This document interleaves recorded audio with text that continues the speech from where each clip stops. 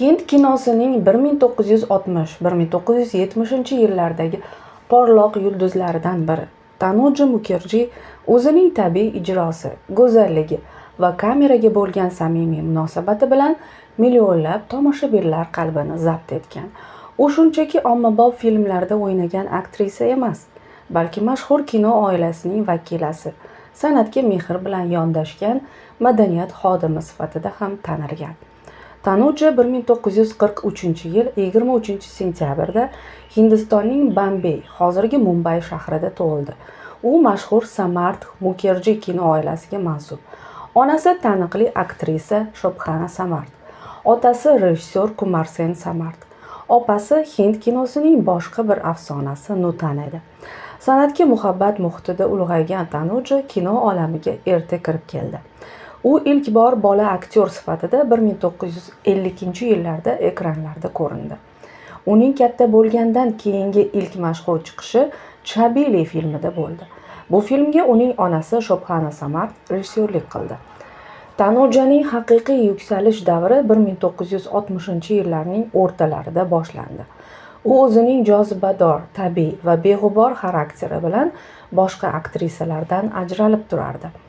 Tanuja ko'plab yirik loyihalarda ishtirok etdi, jumladan Bahorlar yana keladi, Fillar mening do'stlarim filmlarida. Anubhav filmida Tanuja kuchli dramatik roli orqali tanqidchilar e'tirofiga sazovor bo'ldi. U ko'plab yetakchi aktyorlar, jumladan Dev Anand, Rajesh Khanna, Dharmendra, Jitendra va boshqalar bilan birga ishladi. Tanuja turli janrlarda o'ynashga jur'at qilgan aktrisalardan biri bo'ldi. U nafaqat tijorat filmlarida, balki badiiy, mustaqil kinolarda ham ko'rinish berdi. Ayniqsa Anubhav va Arth kabi filmlarda ayol ruhiyati va ijtimoiy mavzularga bag'ishlangan rollari orqali o'zining aktyorlik mahoratini ko'rsatdi. Tanujaning tabassumi, qahqahasi va hazilga moyilligi uni o'z davrining eng jonli va yorqin shaxslaridan biriga aylantirdi. Tanuja taniqli aktyor Shomu Mukherjee bilan turmush qurdi. Shomu mashhur Mukherjee oilasidan bo'lsa-da, juda unchalik mashhur emas, kamtarona hayot kechirar, ammo aynan kino bilan oilasini boqardi.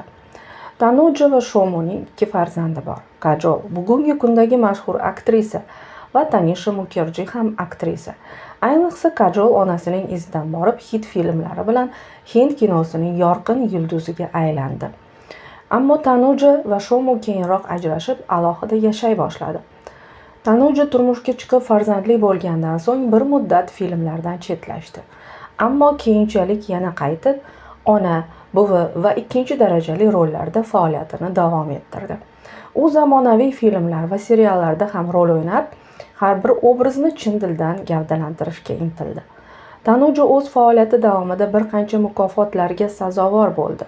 U faqatgina ekranda emas, balki kamera ortida ham san'atga sodiq bo'lgan ijodkor sifatida e'tirof etilgan. Uning faoliyati ko'plab yosh aktrisalar uchun ilhom manbaiga aylangan.